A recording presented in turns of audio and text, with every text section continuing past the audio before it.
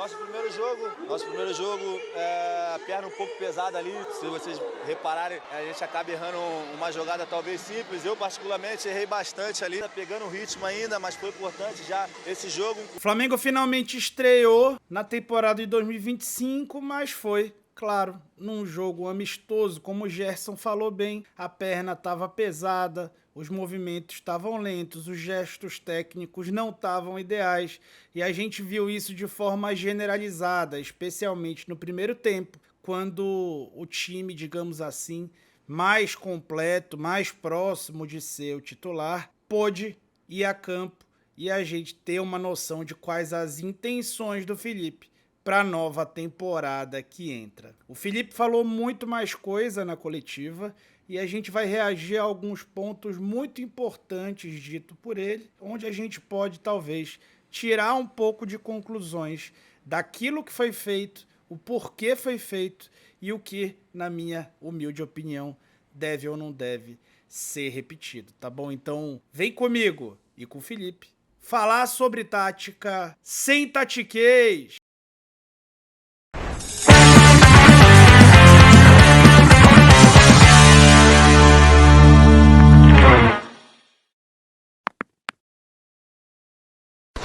Esses primeiros 8 dias de treino que a gente teve, ou 8 sessões de treino que a gente teve. Obviamente que as pré-temporadas duram mais, não acabou ainda a pré-temporada pra gente. Os jogadores não estão na plena forma física, ainda não estão preparados para jogar 90 minutos, obviamente. Mas foi muito boa. Eu acredito muito que juntar o grupo, fechar eles no lugar mais isolado, criam-se relações novas, relações socioafetivas. Dentro do campo eles vão se conhecendo mais e eu estou muito feliz pela oportunidade que a gente teve de vir aqui e usar toda essa estrutura, né, que os Estados Unidos nos proporcionou e poder jogar um amistoso desse tamanho contra o São Paulo, que é um time que também está muito bem treinado e a gente pôde fazer esse teste realmente para nos guiar aonde a gente tem que atacar as nossas deficiências e continuar explorando nossas fortalezas, né? Então,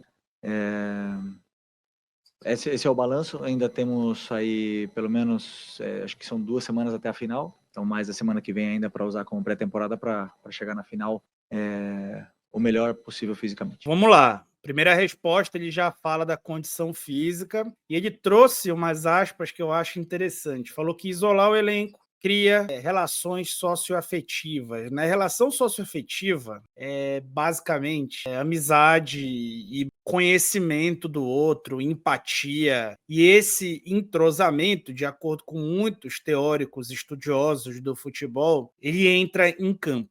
Tá? Tem muitos postuladores que falam sobre esse relacionamento socioafetivo e o Felipe costuma destacar a relação socioafetiva, por exemplo, entre Gerson e Wesley, né, que tem um entrosamento muito bom. Isolar o elenco na Flórida, né, foi uma crítica do BAP, da Leila Pereira, e o Felipe, que participou do planejamento, né, de alguma maneira na gestão anterior, ele sai um pouco em defesa disso, também de forma compreensível, né, ele não é político, ele é técnico, também de forma compreensível a respeito disso. Poderia ser feito isso no Ninho? Até poderia, mas talvez não, porque é o mesmo lugar, é para onde eles vão todos os dias. E isso faz diferença quando você muda o ambiente, quando você junto passa por uma experiência nova. Isso cria realmente esses laços e ele saiu em defesa disso, né? Falou sobre condição física, que ninguém tem condição de jogar 90 minutos ainda, mas que tem 2 semanas para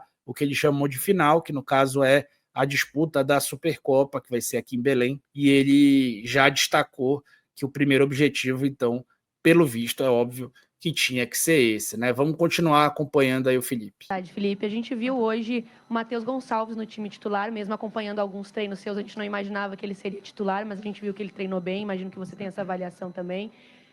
Ele fez uma função um pouco diferente por dentro. Queria que você avaliasse um pouquinho sobre a atuação dele e por que manter ele o único jogador que foi mantido para o segundo tempo. O Matheus é simples, né? O Arrascaeta não poderia jogar, não pode jogar. Ele vem de uma cirurgia, ainda está evoluindo e está recuperando sua forma física. Com isso, falta um jogador de ataque.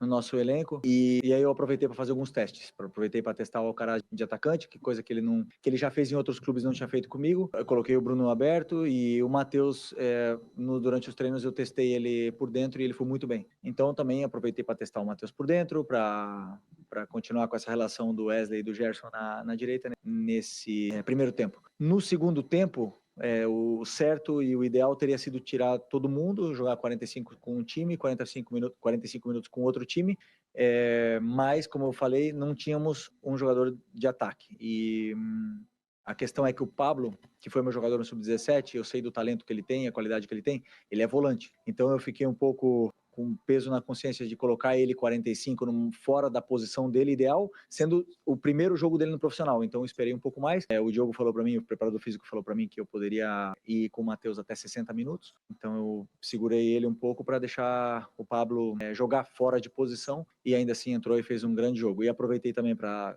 continuar fazendo testes, tentei colocar o Michel por dentro, o Plata de atacante. Não são as posições ideais dele, eu sei disso. O Michel prefere jogar aberto, o Plata prefere jogar na direita, mas a pré-temporada tá para isso, para testes, para a gente ver, para criar relações e para ver como o time se sobressai diante das dificuldades. Então, bora lá, essa foi a resposta mais rica dele em toda a coletiva, e sobre ela a gente vai abordar vários pontos, tá? Primeiro, ele, ainda sem a presença do Juninho na pré-temporada, decidiu promover o teste do Alcaraz como uma espécie de 9. Né? Não dá para chamar de falso 9, porque ele entrou praticamente num 4-4-2 e não existe dinâmica de falso 9 no 4-4-2, né? Você tem geralmente um 4-3-3 para poder fazer isso. E ele fez uma jogada até bem típica de falso 9 e quase fez o gol. Não achei que o Alcaraz foi mal, tá? Abaixo do resto do time, não achei mesmo, tá? Acho que ele fez 15 minutos muito bons, caiu bastante dos 15 até os 35,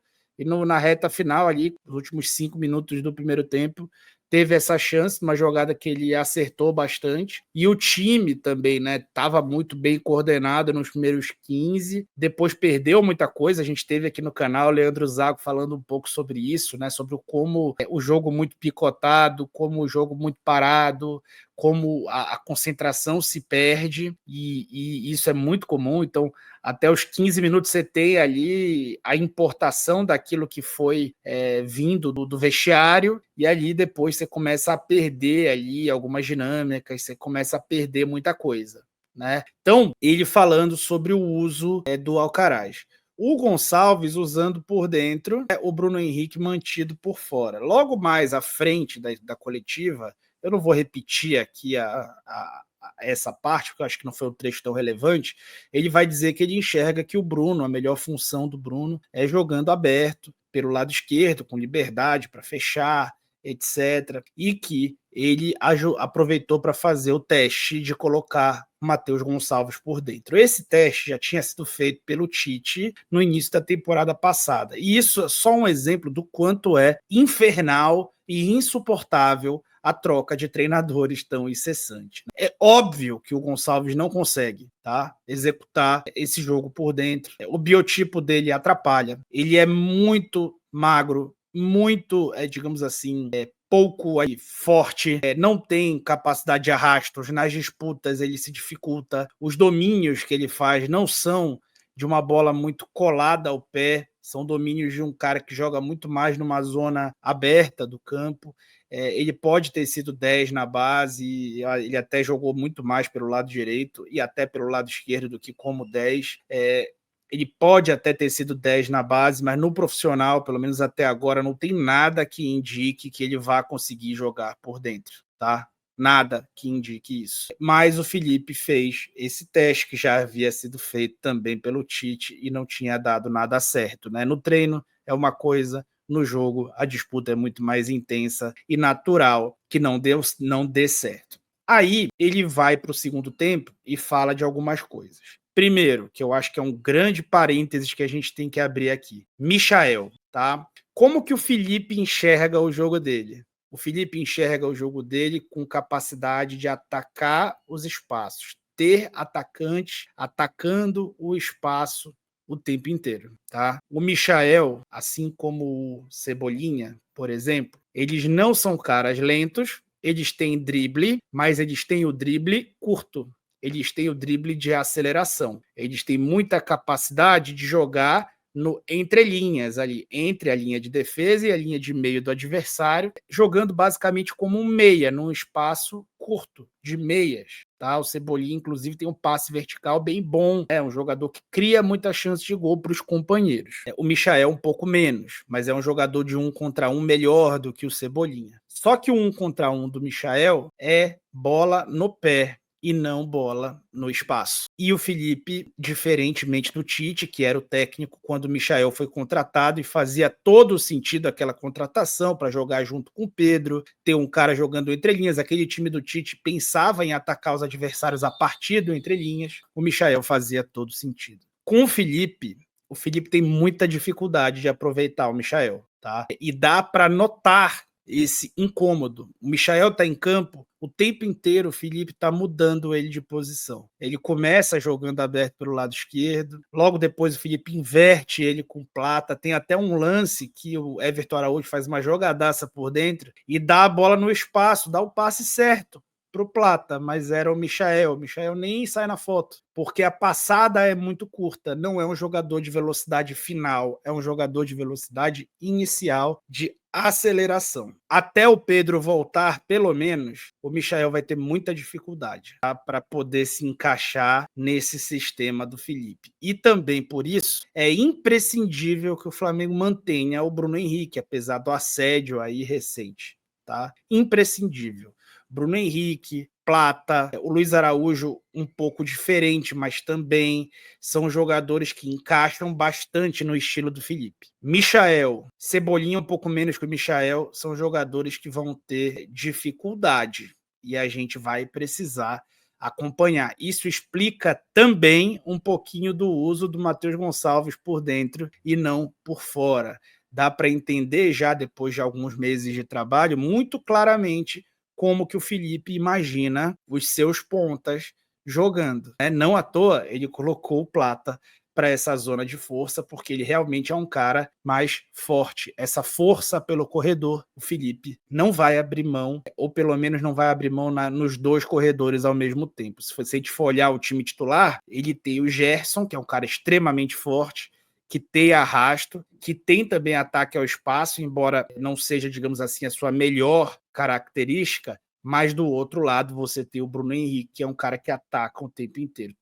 Partindo do princípio que o Gerson sempre vai ser um desses caras, para esses outros caras fica muito difícil. Sem o Gerson ali, o Gerson na volância, abre-se espaço mais para um Cebolinha do que para um Michael. Então a gente vai precisar acompanhar cenas dos próximos capítulos até para ver como é que o Felipe vai encaixar o Pedro nesse sistema. Não é que seja impossível, mas não é tão fácil assim não, tá? Não é tão fácil assim não, nas ideias de jogo dele. Ele vai precisar ali ajustar um pouco das próprias ideias e isso já deixou bem claro aí, tanto em campo quanto nas palavras dele. O ataque titular do Flamengo para a sequência da temporada, ou você já tem uma coisa na tua cabeça e está aguardando que todos possam estar juntos? Como é que você está pensando essa situação específica do ataque do Flamengo? Não, eu não tenho dúvidas enquanto ao ataque. Temos a chegada do Juninho, que é o nosso atacante. É um atacante com as características que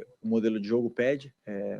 E ele vai nos ajudar muito, vai elevar o nível do elenco, vai elevar a cultura de treino, um jogador com muita ambição. E tem outros jogadores que podem também jogar de atacante, até o Pedro poder voltar, né? Que a gente sabe do talento e da qualidade e da importância que tem o Pedro para o nosso time. Mas o Bruno Henrique pode jogar aí também, e já fez essa função muitas vezes. A gente pode jogar com dois atacantes. É um ataque que tem muita variação tática. Posso botar o Gerson aberto, posso botar o Plata aberto, o Luiz Araújo aberto, Matheus Gonçalves. Eu tenho 4 jogadores de pé esquerdo que podem jogar abertos na direita, podem jogar por dentro. Então, com essas peças, eu vou ajustando e fazendo o plano de jogo em cima de cada adversário que venha pela frente. Mas eu não tenho nenhuma dúvida do que eu quero e eu espero para para cada posição e função dentro da equipe. Aqui foi um reforço, né? De novo, ele citando vários pontas, não citou o Michael, mas é porque muito mais ele falou do lado direito, embora o Michael tenha jogado a última temporada dele não inteira pelo lado direito. Fala sobre o Bruno Henrique poder jogar por dentro, ressalta até a chegada do Pedro, até a volta do Pedro, mas na mesma frase fala que o Juninho, ele não tem dúvida que é um jogador que chega para elevar o nível do elenco e jogar o jogo que o estilo de jogo dele pede, que o modelo de jogo dele pede, que é o modelo de ataque ao espaço na última linha, que ele faz muito bem. Também faz bem o pivô, também não perde bola de costa, participa menos do jogo, porque é uma demanda dele também, que ele esteja ali entre os zagueiros, e falou de outros jogadores que podem ser utilizados na função. Então, já ficam bem claras as intenções dele. E eu vou resumir elas agora. Para a zaga, ele já falou do João Vitor e disse que comparou ele ao Vitor Reis, do Palmeiras, que está sendo vendido por 40 milhões de euros para o Manchester City. Falou que vai ficar pouco tempo no Brasil, então já ficou bem claro que ele pensa muito nesse zagueiro, embora tenha falado também que o Flamengo precisa contratar um zagueiro para dar respaldo para esses jovens. Na volância, ele elogia de novo muito o garoto Pablo, que foi lançado pela primeira vez e foi ali muito bem. O Flamengo não pensa em contratar outro, pelo menos se for um cara emergencial, digamos assim, esvaziando um pouco aquela conversa de Jorginho. Eu imagino que o Flamengo vai esperar o Jorginho até julho, porque vai ser muito difícil tirar ele agora do Arsenal. Mais à frente, ele pensa em pontas canhotos ali, que sejam caras de construção, e aí ele cita os canhotos com capacidade de construção. No ataque, ele fala bastante do Juninho, testou o Alcaraz, acho que o Alcaraz não foi mal no ataque, ele teve ali essa noção, né? O Arrascaeta ainda fora. Do lado esquerdo, ele pensa que é a melhor posição para o Bruno Henrique, e ali tem uma grande interrogação sobre quem vai ser, digamos, o dublê ali de Bruno Henrique, que é que vai jogar naquela função quando ele não puder, e como ele vai adaptar o time para receber esse jogador, tá? Então, o Flamengo continua no mesmo modelo tático que finalizou o último ano. O Felipe querendo dar um passo à frente na implantação das suas ideias, e o Flamengo fazendo um mercado da bola tímido, mais pontual, e focando ali em suprir as suas carências eventuais agora na zaga, tá bom? Então é isso. Muito, muito obrigado. E eu fui.